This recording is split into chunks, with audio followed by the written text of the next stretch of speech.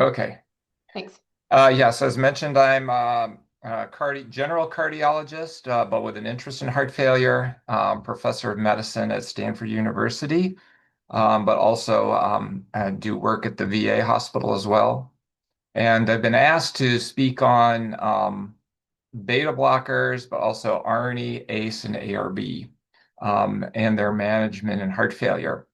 And I'll start by saying I have no financial relationships with industry of any type. Um, I will be promoting views of American College of Cardiology, Heart Association, Heart Failure Society of America, and a lot of these were in our 2022 guideline for which I was the chair. Um, and a lot of it will be, some of it will be from that guideline, some will, there's been some evidence since then. Um, the learning objectives, the goals, I think, are for people to become comfortable prescribing ARNI and beta blockers for heart failure. Obviously, I think the group is for those who prescribe and been doing ACE, ARB, and beta blockers for other reasons. So we'll talk about that. I think a big question that comes up is what about creatinine bumps and what do we do there? And just understanding some of the contraindications, particularly for ARNI, for those who may have not prescribed it that much. Um, while the topic is heart failure, there is some data for pre-heart failure. This would be, people with um, reduced heart function, but not yet symptoms. Then we'll talk about heart failure. Most of it, the data is in heart failure and reduced ejection fraction.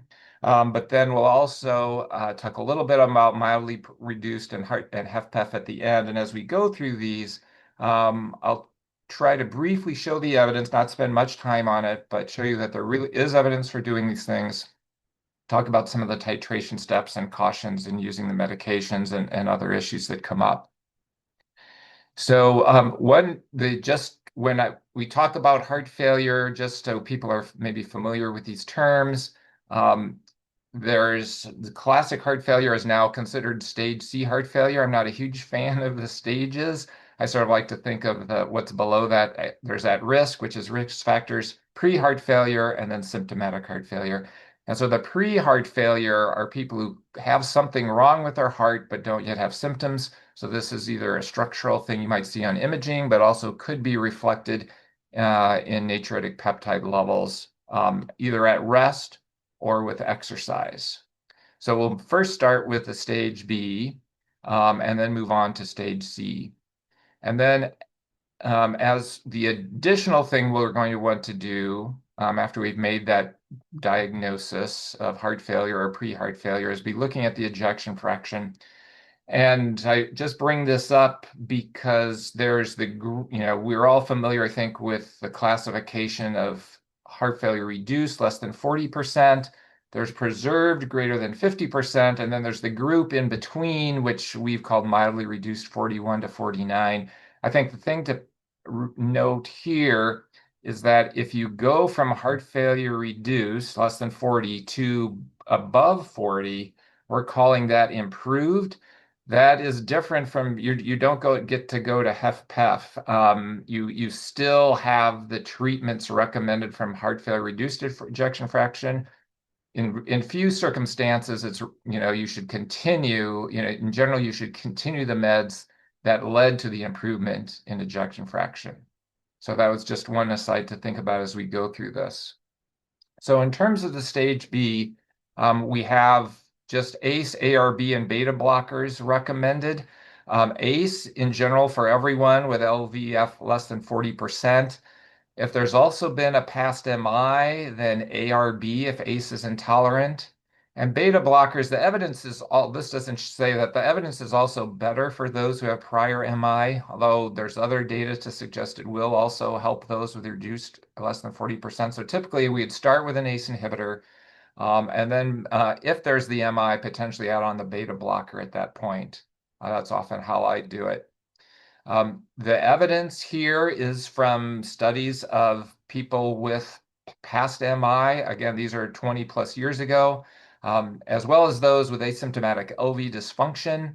The drugs used back then were captopril and enalapril, but they led to reduced combined heart failure hospitalization and mortality compared to placebo. If for ARBs, the evidence is not quite as strong. That's why they're second line. But there's been some studies to say that that the benefits seem to be comparable to captopril for those with past MI or with an MI and asymptomatic LV dysfunction. That actually wasn't seen in a losartan study. We actually haven't had any trials where we've looked at ARBs without a prior myocardial infarction.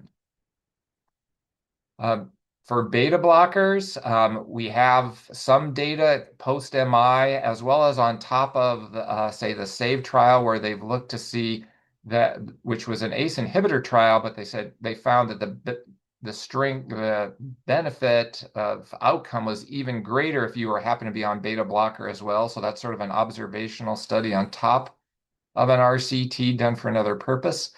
So again, I think the data is not quite as strong as for ACE inhibitor, but if there has been a prior MI, the beta blockers would be recommended.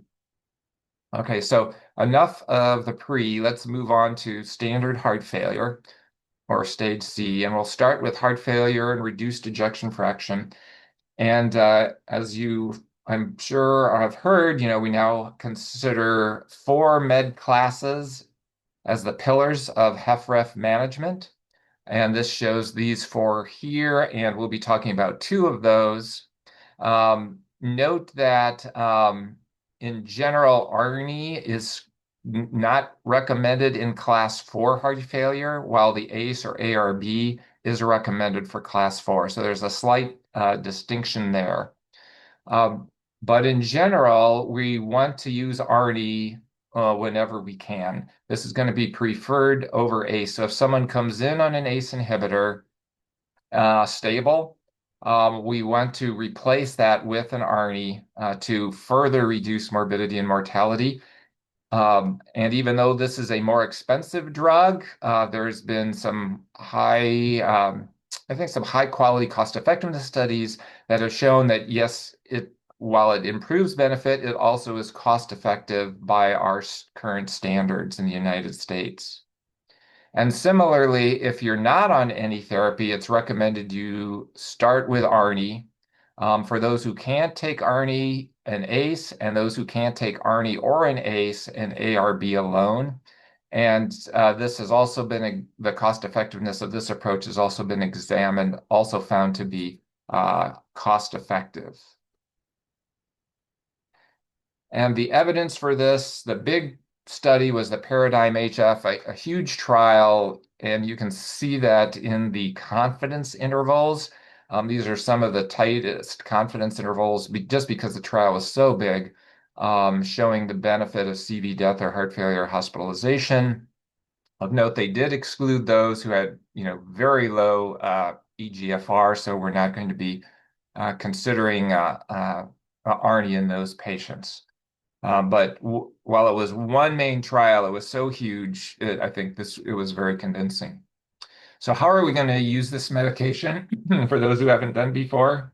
I think the first thing to remember is you need to have a 36-hour washout period if you're already on the ACE, an ACE inhibitor. Not unnecessary for the ARBs, but you want to make sure that washout period occurs. And then depending on that dose that you are on, you can start at a lower, which is a combo of 24, 26 milligrams, or the higher dose. So if you're on lisinopril 10 or losartan, the equivalent of losartan 50, the other thing is valsartan 160, you would start with that 24 to 26 milligram combination. And then we want to increase this in a timely manner. This is recommendations we use in the VA, and I think Bridget O'Connell's on the call has definitely helped us with our guidance, and we'll show some of that in a moment. But I think we now know from the STRONG HF trial that getting people on medication quickly is beneficial compared to, say, doing this over a 6-month period in terms of actual outcomes. And while that trial didn't include all the 4 pillars at the time, I think the evidence definitely suggested was strongly supportive of doing this in a rapid manner. So this is suggested of an every 2-week titration, such that you'd get up to the maximally tolerated dose of 97, 103 twice a day by week 5.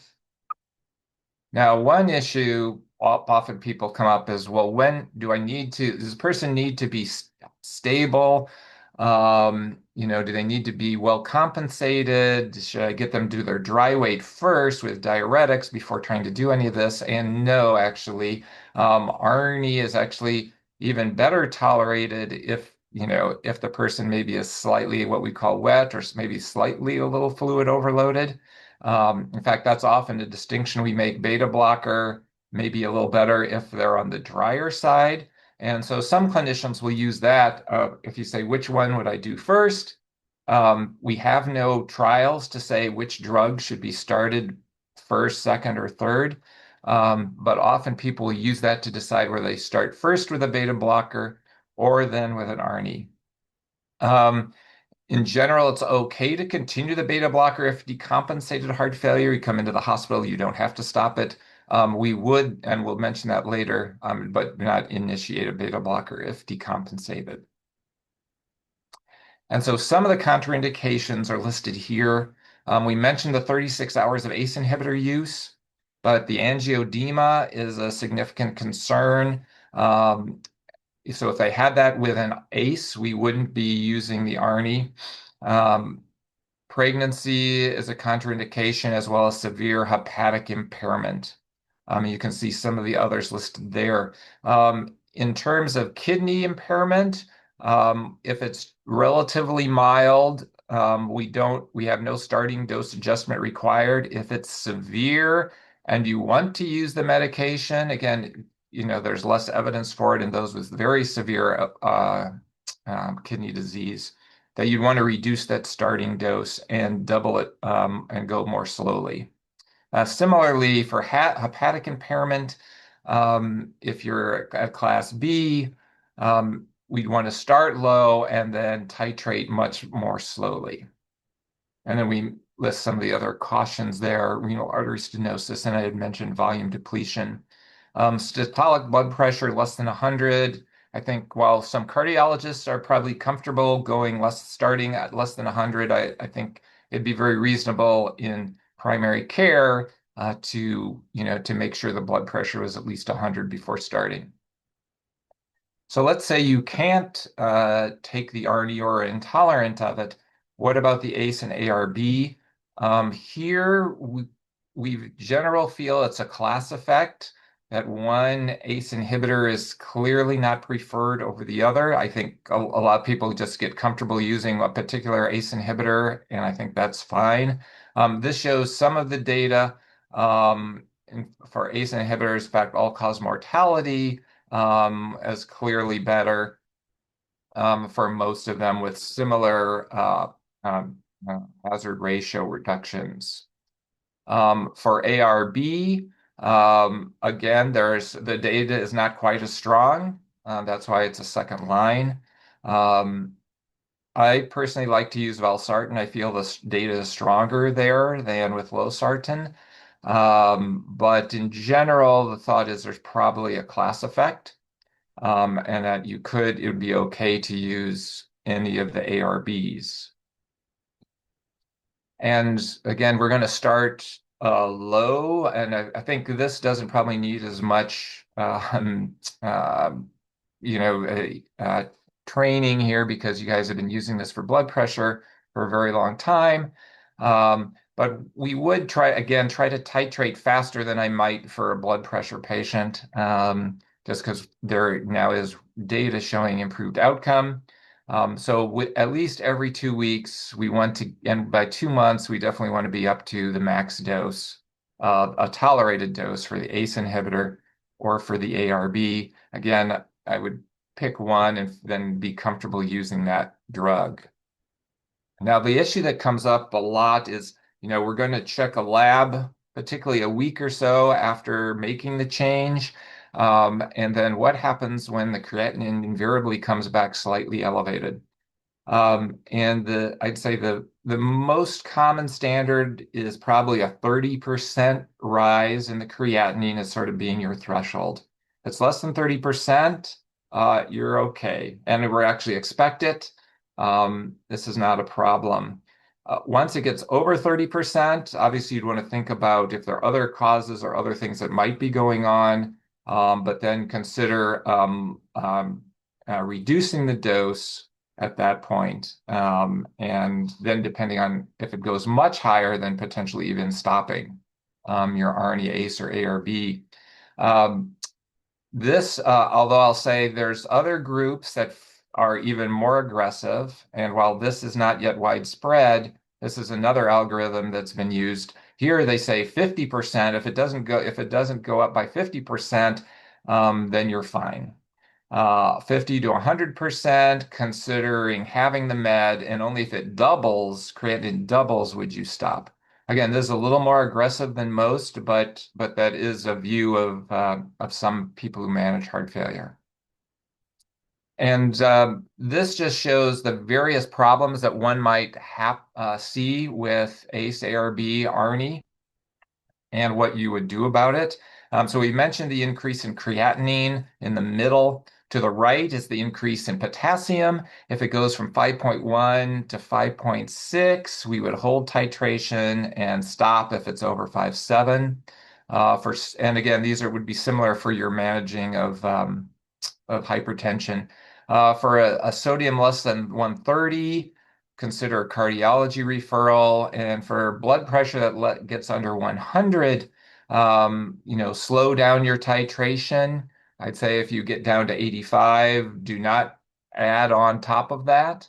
And wait for the blood pressure to come up potentially before you start increasing the doses. And we'll talk about later briefly, but persistently having systolic blood pressures well under 100 may also be another reason to refer to cardiology for managing those people with borderline hypotension. So now for beta blockers, here we don't have a class effect. We have bisoprolol, carvedilol, or sustained release metoprolol as the recommended therapies, and these are highly cost-effective treatments. And a lot of trials that have been done showing a benefit both in mortality for cardiovascular disease as well as all-cause mortality. So again, very strong evidence for beta blockers. The issues here are heart block, sick sinus, or severe bradycardia. We want to do an electrocardiogram. And then depression is also an issue. Sometimes this may worsen after starting a beta blocker. I think there's no clear guidance for when something must be stopped. If that seems to happen, definitely discuss with the mental health provider, and as always, assess for suicidality. We're going to want to again start potentially at the lowest dose if the blood pressure is low or we're concerned about heart rate, and then up again every 2 weeks, again within 2 months being at the maximal tolerated dose. Now with beta blockers, while we're concerned about heart pulse, the benefits correlate with a pulse reduction up to a point. So we definitely want to get that heart rate down. For me, and I agree with this, if it gets down to below 60, I don't titrate any further. I feel I'm done. If you get under 50, then you have to be definitely if there's any symptom, we would potentially stop or withdraw. Probably cut back the dose if it's less than 50, even if there aren't symptoms. And a similar management for a blood pressure under 100, cut back the dose if there's any symptoms. Some related issues are COPD and asthma, itself not a contraindication, and often these people will have heart failure as well. Their benefit clearly outweighs the risk. If for some reason someone has continued high heart rate greater than 70 despite maximal beta blocker, then ivabradine is going to be recommended. And then we'll just finish off with a few things about the types of beta blockers. There's no randomized trials saying it's better to use bisoprolol in certain patients or carvedilol in certain patients, but they do vary in their blood pressure lowering. You get more of that blood pressure lowering with carvedilol, greater heart rate reduction with bisoprolol. And finally, we'll finish with the mildly reduced ejection fraction and HFpEF. The evidence is a little weaker here. The SGLT2 inhibitor, I expect with a new guideline will be a green because this more data has come out since this was published. But in terms of the drugs we're talking about today, they are second-line therapies to SGLT2 inhibitors if the ejection fraction is 41 to 49%. And again, you didn't start less than 40, that you came in at 41 to 49, or you decreased over time. For a heart failure greater than or 50%, a similar story, except that beta blockers are no longer recommended. We don't have evidence that beta blockers are beneficial once your EF is greater than 50%. You may have another reason for using them, but it wouldn't be for treatment of heart failure. And again, ACE, ARNI, ARB would be second line. You want to make sure you had an SGLT2 inhibitor on first. And this slide sort of shows the evidence benefit in green, and evidence risk in red, and unknown data in yellow. So it sort of says, on the right side, which is the HFpEF, a lot of yellow, it's not really clear. Also for MI prevention after a month, hypertension, as maybe something there. Definitely a much stronger use for AFib, ventricular arrhythmias in a recent MI. Those would be green indications for the HFpEF patient. Referrals to cardiology.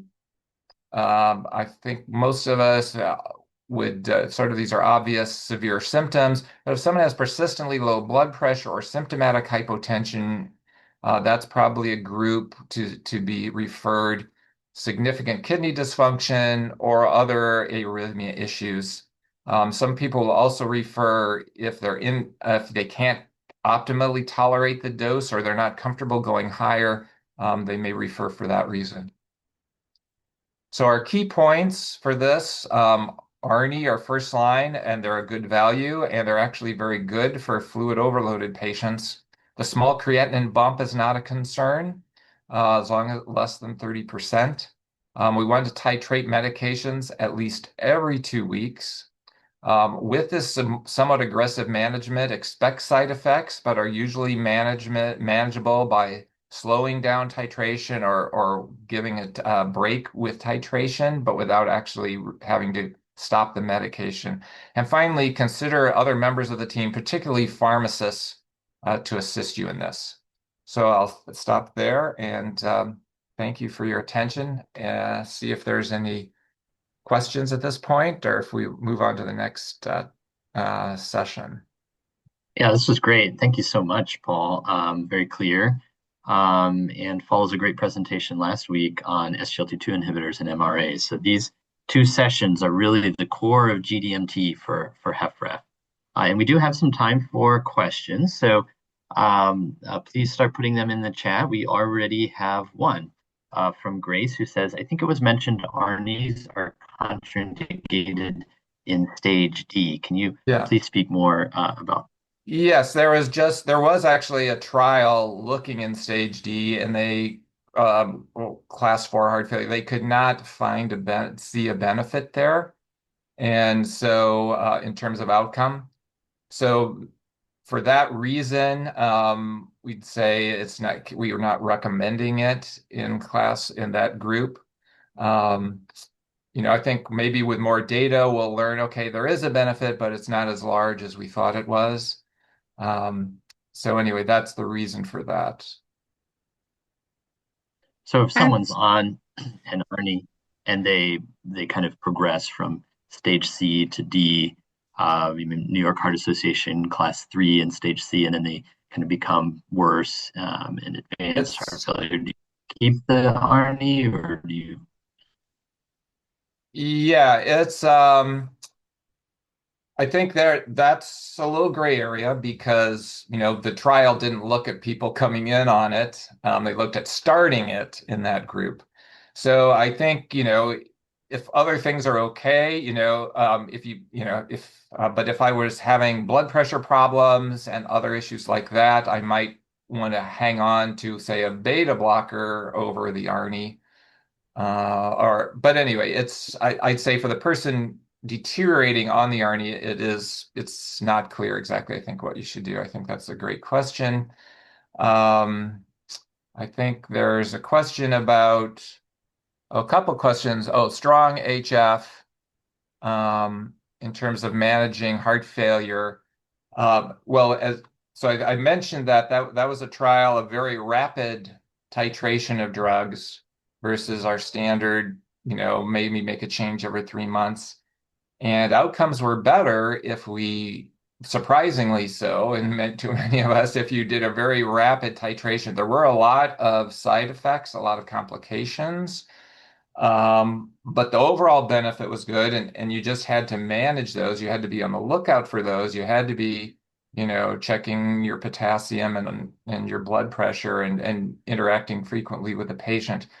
So I think it's fairly convincing, and that I think we should be then using what resources we have to do that rapid titration. I know it's typically not, our clinics aren't set up that way where, oh yeah, I got space the next 2 weeks to see people quickly. But I think we need to rethink then how our team, and hopefully it's a team approach, is doing this. And I mentioned pharmacists before, that this is a perfect way to use pharmacists, or other members of the care team, that want, to get that titration done in a timely manner.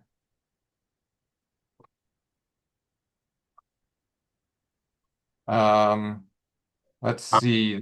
Paul, Go can you ahead. hear me now? I think Oh, I was sorry. cutting out. Sorry. Um, Yes, I can hear.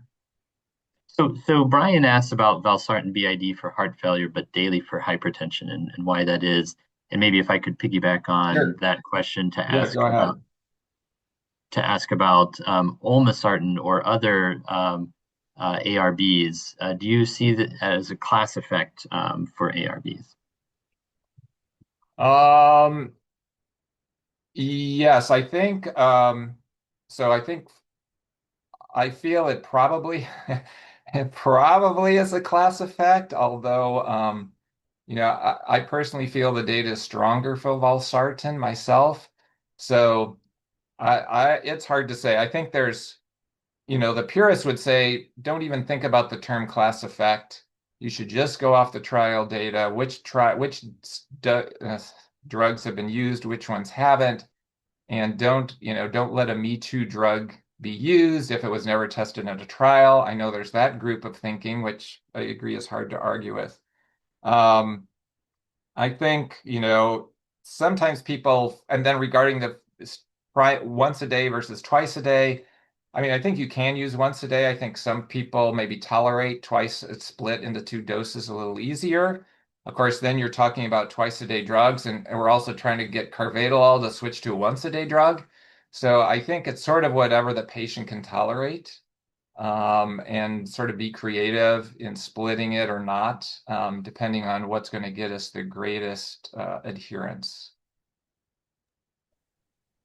Yeah, that's great. I asked because we had a discussion about it 2 weeks ago Oh, how did that come out? I don't know.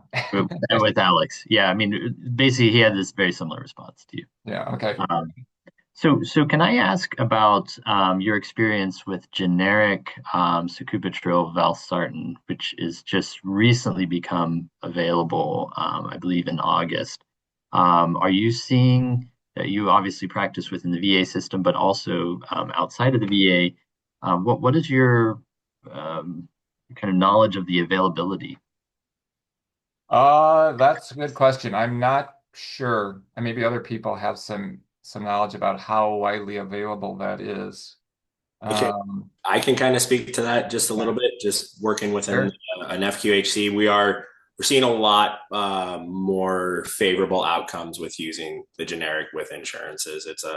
It's a lot more, and I also just see just in general because of this, we're seeing insurances take up a lot more of the data that show that it's a lot more. I shouldn't say a lot more effective, but it has a lot stronger evidence for effectiveness. So we're seeing a lot better coverage for it. Yeah.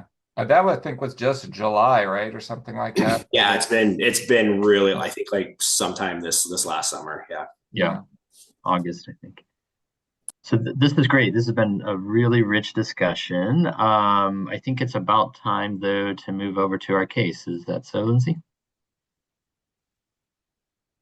Uh, yes, please. So thank you so much, Paul. Really appreciate your information. If there are any lingering questions, let's put that in the chat and we can monitor it. But we will transition to our case. So Alex, I'm going to pull it up for people to follow along. Can you introduce yourself and then run us through your case, please? Can I ask a question of Paul first? Is that You okay? bet. Okay. So my question was, I have actually two questions. One's kind of a clarifying question. So you're suggesting that, like, when they first come in, a lot of people are having, like, they're pretty wet. They're having a heart failure exacerbation when they first get diagnosed, to start them on, like, Entresto to begin with, and then later on add the metoprolol? Yeah, I mean, well, I think hospitalized with their first heart failure hospitalization and they're somewhat fluid overloaded. Yeah, I think I might, I feel I might have a little more success starting ARNI in the hospitalization and maybe getting them on a tiny beta blocker before they go. Okay. But rather than starting the beta blocker first in hospital and then going second to ARNI. Okay. But yeah, there's no, I don't have evidence to say that that clearly is the best way to do it, but that's Okay. just my experience. Okay, and then my other question was about hyperkalemia. When do you, because like a lot of times you see patients, they'll get like an acute kidney injury, maybe from too much diuretics, they get hyperkalemic, they go in the hospital, they take them off their ACE, ARB, ARNI, and their diuretics. Then they come back, and when do you just restart it? Just when their potassium goes back to normal? Yeah. Okay.